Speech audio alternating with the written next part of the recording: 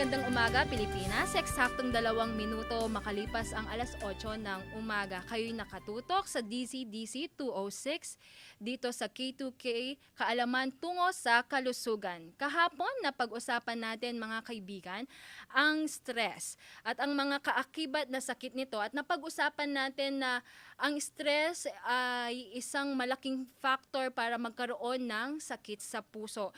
Ngayon ay tatalakayin naman natin in connection sa kahapon na stress, ano ba ang mga cardiac vascular diseases o ang tinatawag nila na mga sakit sa puso. Hihimayin natin yan kasama ang ating kapartner sa kalusugan, ang ating suki, Doc Vincent Sarmiento, physician sa Angeles University Medical Center. Doc, malusog na umaga sa iyo, Doc. Mas malusog na umaga sa iyo, ka-partners, at sa ating mga tagapakinig sa DZDC. Magandang umaga po sa inyong lahat. Okay, Doc, kahapon napag-usapan natin ang tungkol sa stress, di ba? So, ililink natin yan because katatapos pa lang ng mga major occasion natin dito sa Pilipinas, and when we speak about occasion, ang pagkain ang pangunahing feature dyan. Ibig sabihin, kung may lechon yan, may sisig dyan, marami. As in all out, especially ang mga Filipino, right, Doc? Opo, lalo na po ngayon, usong-uso yung mga buffet. Kasi Alright, masarap buffet lahat yan. 250, 500, eat all you can. At may nabasa ako, Doc, na may nilabas ang World Health Organization na pinublish nila this last quarter of 2013. Nabasa ko doon that it's yung mga death statistic na may kinalaman sa sakit sa puso. It's very alarming. So, I think napapanahon ngayong pag-usapan ang mga sakit sa puso, kung ano-ano ba to, kung anong simptomas, ano yung mga gamot, or ano yung prevention, kung paano maiiwasan. Tama, Doc? Yan, tama yan. Kasi nga, ngayon, nasa buwan pa tayo ng puso. Puso. Oo nga, kaya dapat pag-usapan. Malusog na puso, di ba, yun, Doc? Tama yun. Oo. Kasi tama, yung sinabi mo nga, ka-partner, number 1 talagang cause of death ang mga cardiovascular disease. Hindi, ngayon, it's globally, hindi lang po sa Pilipinas. No? Kasi po ngayon, usually ang nangyayari po, tapos na po tayo sa mga dekada na puro sakit. No? Yung sakit na nakakahawa. Dati po kinakatakutan natin, mga sakit na nakakot, pulmonya. Ngayon Yung po, virus yan, no, Doc? usually sinasabing lifestyle-related diseases, kaya nga napupunta po sa cardiovascular disease. Yun na po talaga yung bigyan natin dapat ng attention po ngayon at saka panahon para i-discuss ngayong hapon na to. Umaga, Doc. Umaga pala. Umaga, Doc. Good morning, Umaga. Doc. Good Okay, morning. Doc. So, totoo yung sinabi mo, Doc, ha? Ayon sa World Health Organization, that number 1 cause of death ngayon, globally, not only in the Philippines, ay ang sakit sa puso. So, nangunguna daw dito, Doc, ang heart disease and stroke. Can you give us, Doc, ano ba talaga ang sakit sa puso? Or ano yung mga sakit sa puso?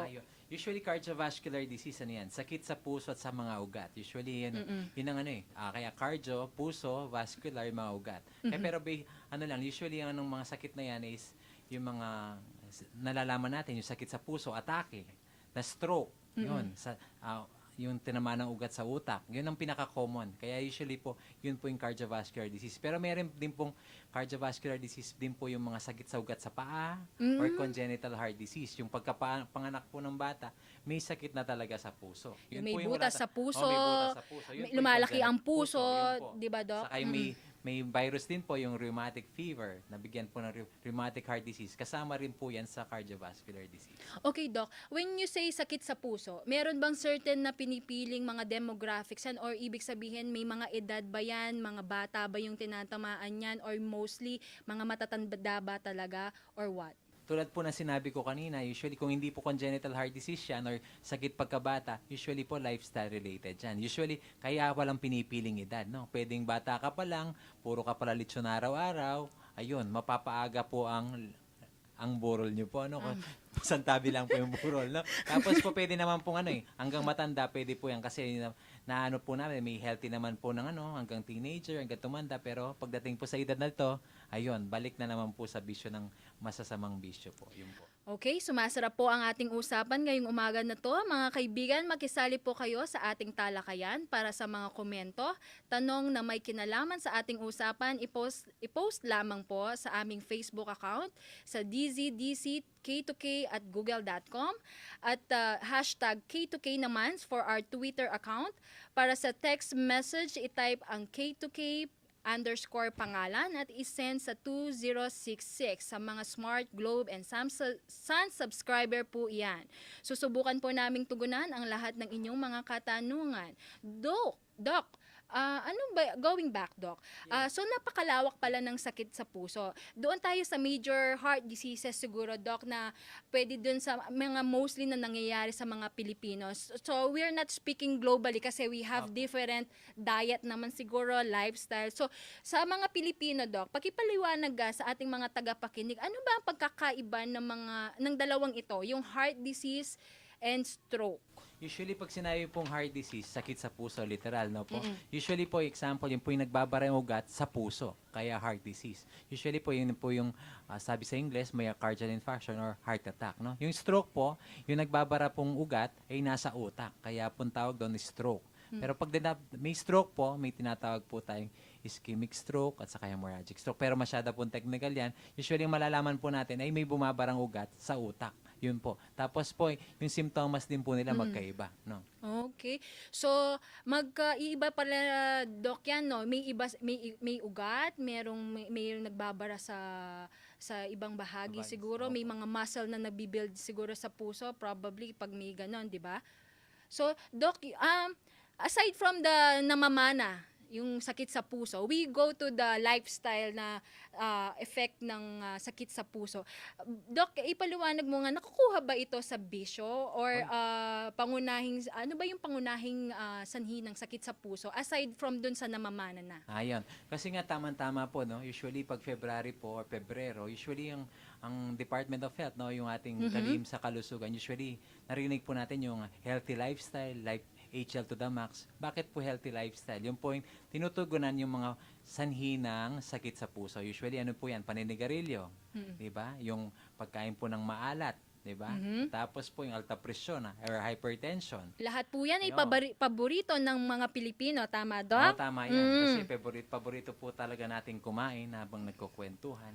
Saka, ayun po. Walang exercise, Opo. Doc, ha? So mga kaibigan, pakinggan po ninyo ang ating talakayan at marami po tayong nakukuha kay Doc na tips at kung ano yung mga nararamdaman probably, Doc, pwede nating i-self-check ang ating sarili ngayon na naralaman natin kung ano ba yung mga sakit sa puso na ito. So, Doc, isa sa mga sinabi ng WHO na 8% ng mga namamatay sa sakit sa puso ay galing sa low income at developing countries gaya ng Pilipinas. Sa tingin mo, Doc, sa sinabi mo kanina, it's in the lifestyle minsan. And then, syempre, hindi naman naalis sa mga Pilipino.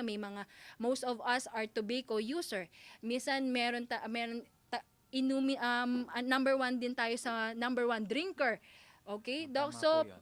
palagay mo, Doc, aside from the food and siguro vices, Doc, what you can say about our vices here in the Philippines? Kasi po maliban po sa sinabi nyo, tama po yun, no, yung paninigarilyo, bisyo. Kasi po, napapansin po natin, pagkatapos sa trabaho, sampu diretso yung mga lalaki, iinuman, di ba? Alright. Habang nag-iinuman, yosi. Tama, Doc. I Ayan. agree. Ayun. Pero mayroon pong kasing kadailanan din po, but yung mga low-income countries just like the Philippines, yung bansa po natin ay mataas pong incidence or yung mga marami pong namamatay sa cardiovascular disease ay pag mayamang bansa, usually may pera po yan para pang prevention. Yung pa-screen ng test, usually pag pre-employment. Usually po pag mahirap, hindi naman po nagpapatest yan hanggang hindi magkakasakit. Do you think, Doc, because one of our major problem in the Philippines kasi is poverty, ang kahirapan. Opo. Do you think, Doc, may kinalaman yon sa sa statistic na nilabas ng Opo, WHO? malaking factor po talaga poverty or kahirapan. Hindi lang po sa ating bansa at saka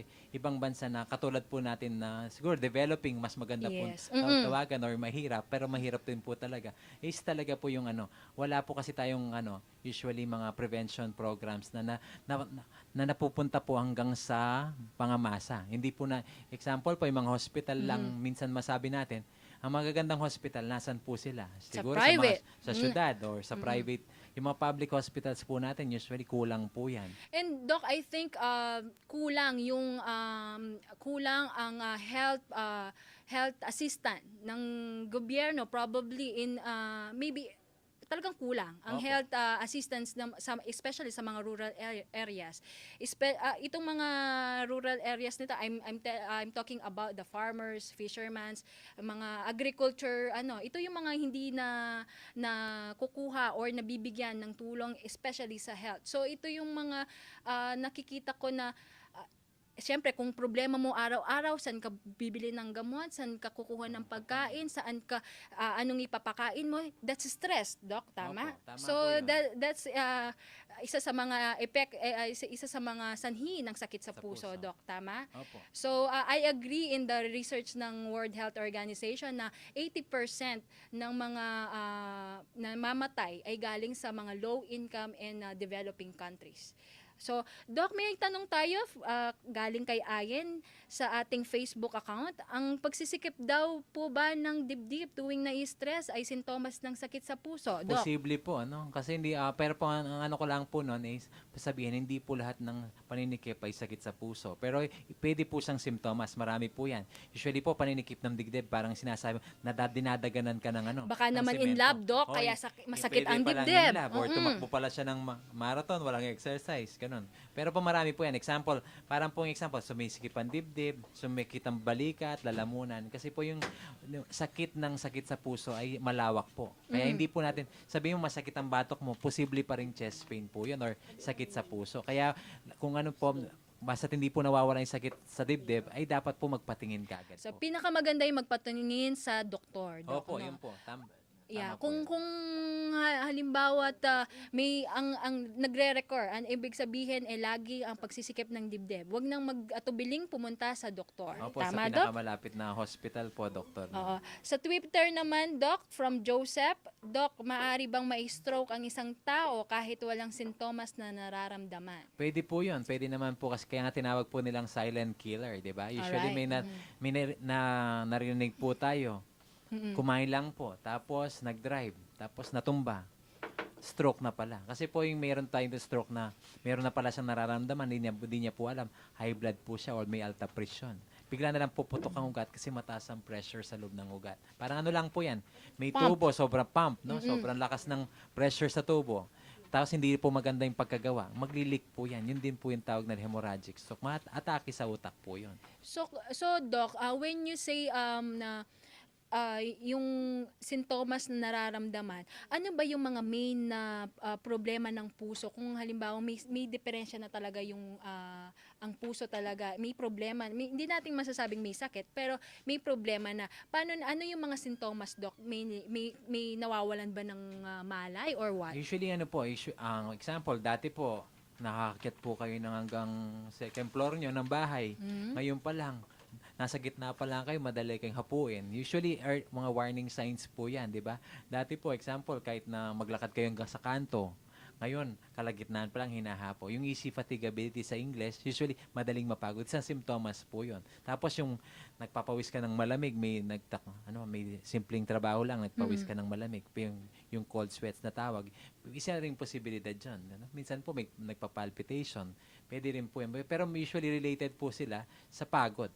Yun ang initial na warning sign. Example, napagod ka ng konti, sumikip ang So it dibdib. doesn't mean, Doc, kasi ang sinasabi ng mga, especially mga elderly, mga nakakatanda, ang sinasabi nila, tumatanda na ako, kaya hindi na ako nakakapaglakad or hindi na ako nakakapag-bike ng ganitong kahaba. So it doesn't mean, Doc, na tumatanda ka, it's because there is maybe a problem sa puso mo na, no? Opo, kaya nga yun po yung kalaga ng yung screening program or prevention. Dapat talaga, kahit na bata ka pa lang, nag-i-start ka na nagpapatingin sa doktor. Kasi yun nga, kung silent killer siya, hindi mo lang alam na malengke ka lang pala. Tapos, kala mo nakipag-away ka pala sa tindera, nagtatawad ka, bigla ka na lang natake. Tapos sabi nila, pinagalitan kaya natake. Pero posible pala, may sakit na pala siya sa puso.